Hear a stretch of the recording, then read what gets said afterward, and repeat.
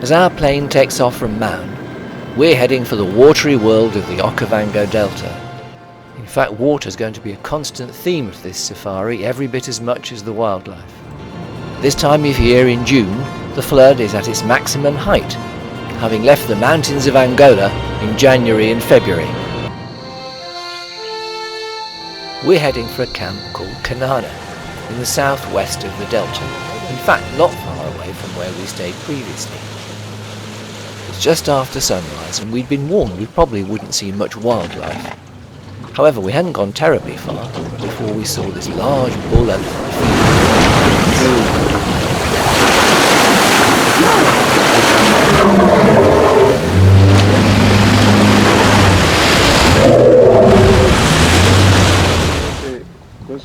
The elephants are no strangers to seeing the Makoros and took very little notice of us.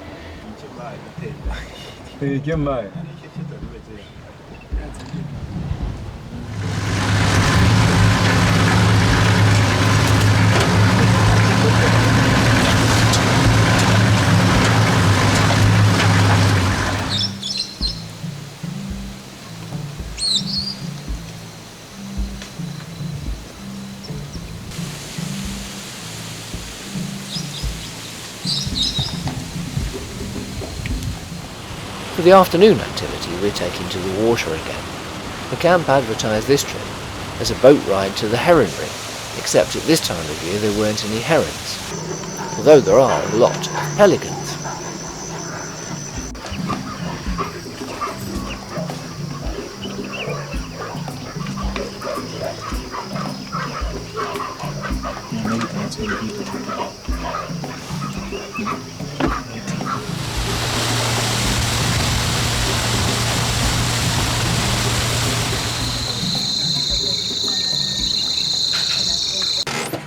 Next morning we've got a new pilot called BG and a new aeroplane, a caravan, always much better to fly in. BG was taking us to our next camp called Shindi, right on the opposite side of the delta. It was only a 30-minute flight, but it gave us some stunning views of the delta.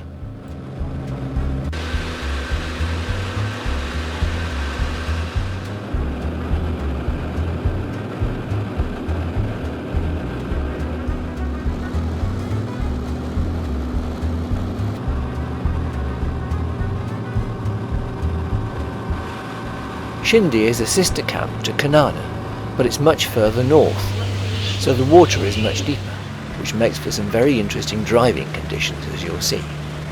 However, no sooner had we arrived than we met an English couple who were leaving, who told us they'd just seen cheetah. In fact, it was a single male. Over the next hour he carefully walked from mound to mound, sticking to the long grass where he could. Eventually we realised he'd got his eye on a group of lechwe, who were grazing near the water about half a mile away. This was the last mound providing any cover before a long open space where the lechwe were standing. For the moment he hadn't been seen, but we couldn't work out how on earth he was going to get there without being observed. Inexplicable as it seemed, the answer was quite simple. He was simply going to walk up to them. But of course, as soon as they saw him, they did the obvious thing, sought safety in the water. Far from being intimidated by the cheetah, the lechwe decided they had an opportunity themselves to follow him and perhaps turn the tables, which is just what they did. Nearly back at camp, thinking the morning's activity was almost over, Relax suddenly spotted our male cheetah again, who was clearly walking with some purpose, when eventually he disappeared behind this tree into the long grass, and to our great surprise suddenly emerged with a reed bud.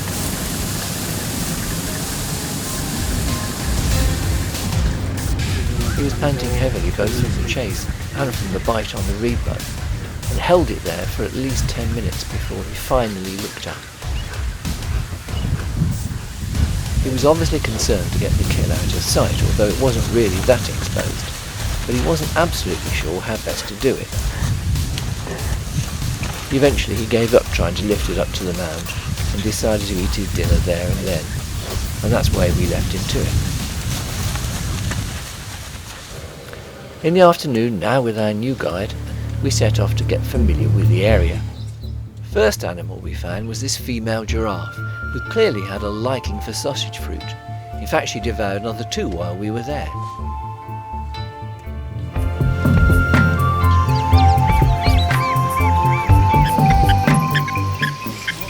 Next morning, just after 6 o'clock, the trucks are lined up and ready to go. Soon after we set out, our guide received a radio message that another truck from our camp had found a female leopard in classic pose with her legs stretched over a branch, with her kill sitting above her. To get to her, first of all, we had to drive through some seriously deep water. And of course, when you're in a hurry, you always find something which is extremely interesting. Like this giraffe who chased away a group of kudu who'd been browsing on the same bush.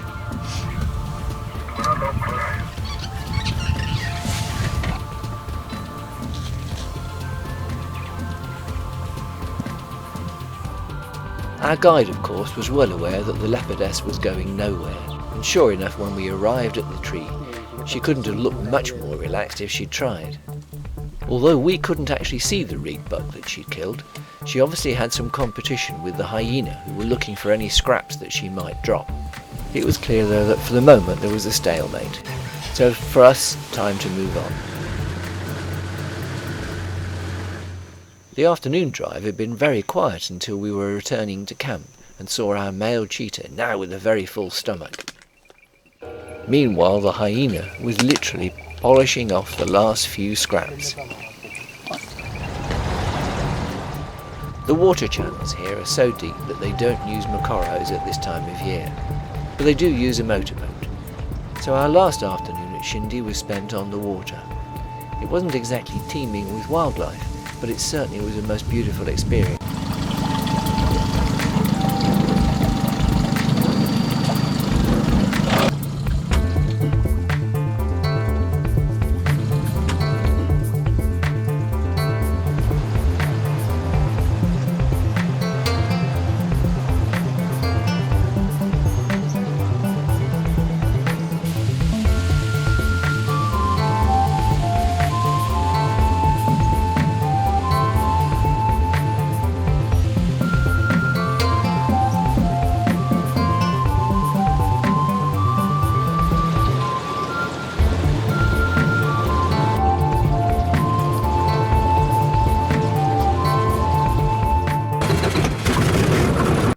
The following morning, Shindi airstrip is looking very busy indeed. And once again, Simon has picked us up in a caravan to take us on to Savuti.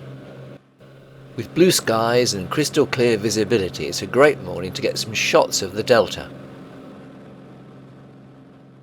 The safari camp is located on the Savuti Channel, which after many dry years started to get water again in 2010.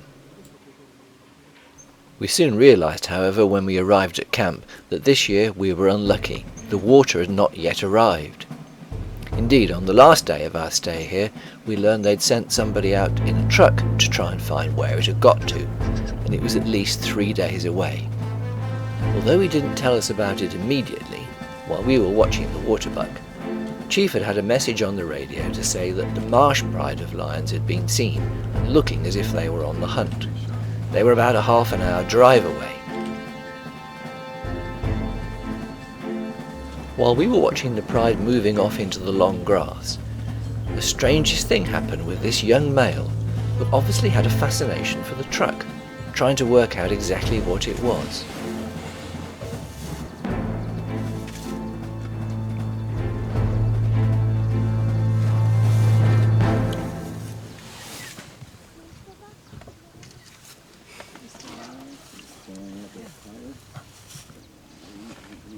At various points during our game drive, Chief had been on the radio to a Nat Geo team who were locally filming this wonderful female leopard.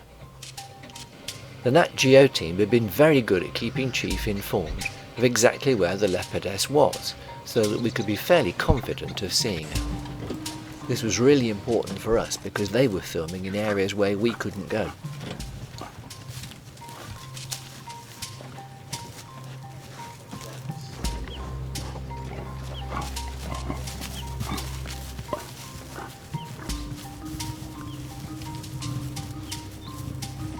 Next morning we were on our way north again to the marshes to see if we could find the lions. Chief had learned that wild dogs had been seen in the marsh area on this particular morning. But by the time we got there, the wild dogs were long gone, and that was because the lions had marched in and taken their kill, which they were still eating when we arrived. Whilst the rest of the pride were eating, this handsome male, who was one of the two brothers protecting the pride, was much more interested in the female. She, however, was clearly not so keen.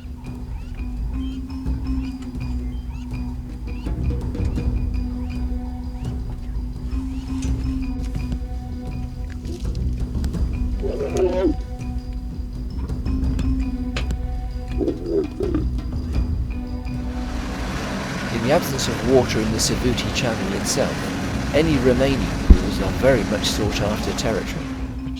At first these two bulls looked as if they were just annoying one another, but then gradually things got much more serious.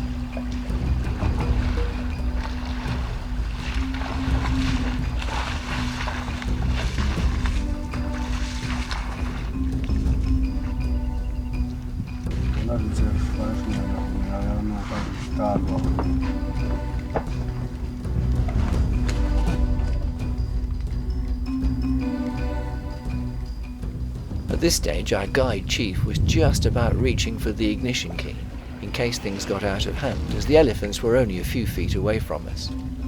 But fortunately calm returned.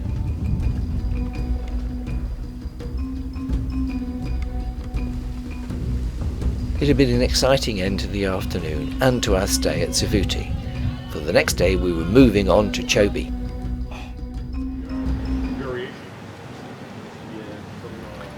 The last time we were at Chobe was in 2008, when we stayed at Machenji, just as we are on this trip. We were, however, very lucky on our first afternoon to find this mother and her two gorgeous cubs.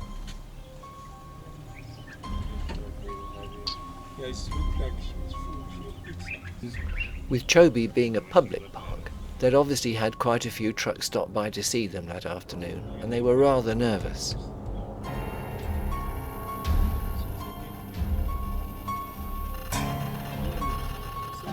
The arrival of a third truck was just one too many for Mum, and she quickly led them away to hide them in the thicket.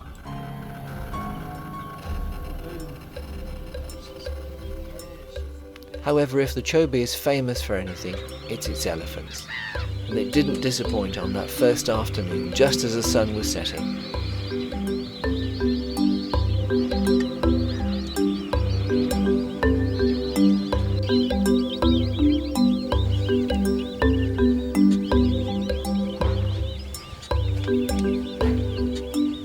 The plan for the following day was that we'd spend the whole day on the river, for which we had to travel back to Kasani to pick up our boat.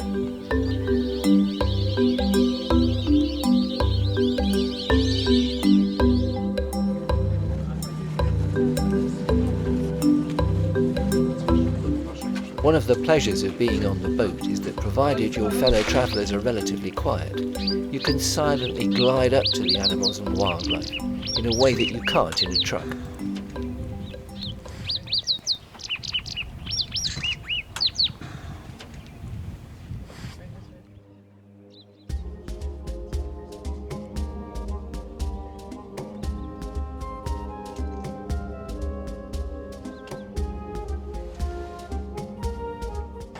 This bull elephant allowed us to get really close. Indeed, it was an excellent opportunity to watch how he was using his trunk and the dexterity he used in selecting what water he's actually going to drink.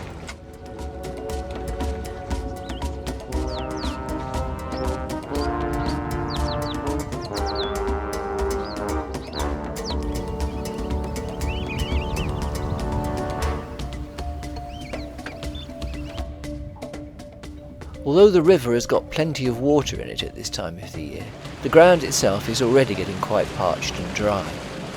In the middle of the Chobe, though, is a big island which is covered in lush green grass, which is very tempting for them, and what induces them to make the slightly dangerous crossing.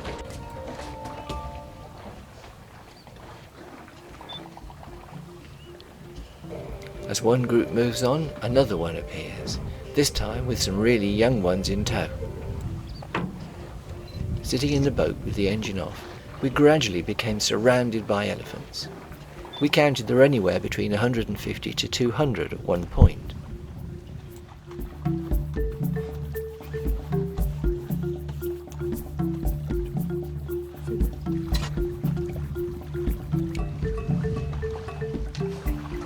As more and more elephants came down to the riverbank, our guide Lips was convinced they were going to cross.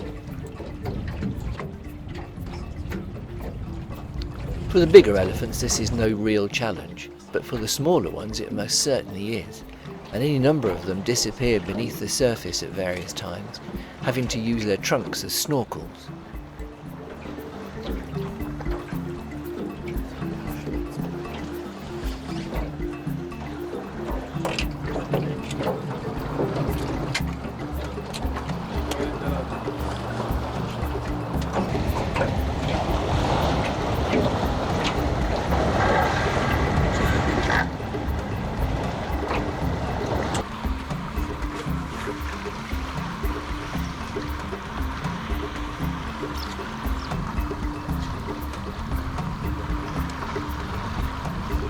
It's been a classic Chobe afternoon, but I'm afraid all good things had to come to an end.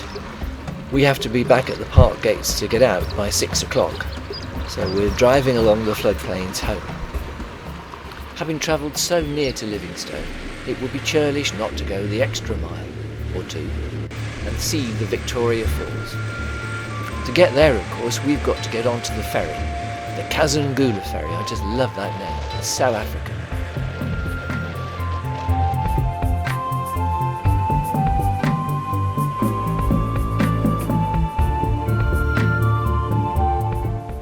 We had been thinking about travelling across to the Zimbabwean side of the border to see the falls from there, but because the water levels are so high and so much spray, we decided to do it a different way.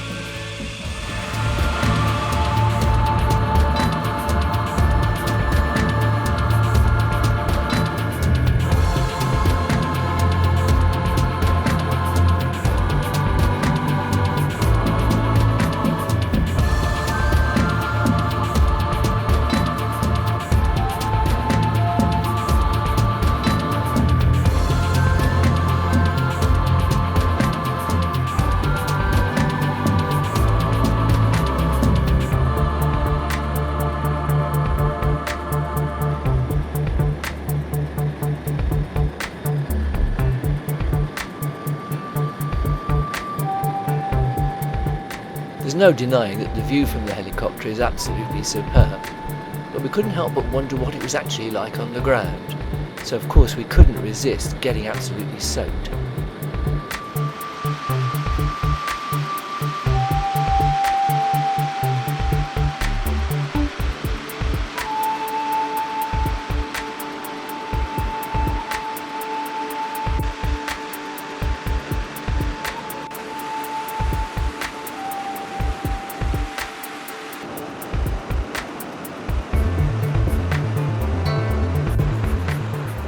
It's not hard to appreciate why David Livingstone called these the smoke that thunders. If you've never been to Botswana, then I can wholeheartedly recommend it. If you have been, then I can also recommend that it's just as good the second time.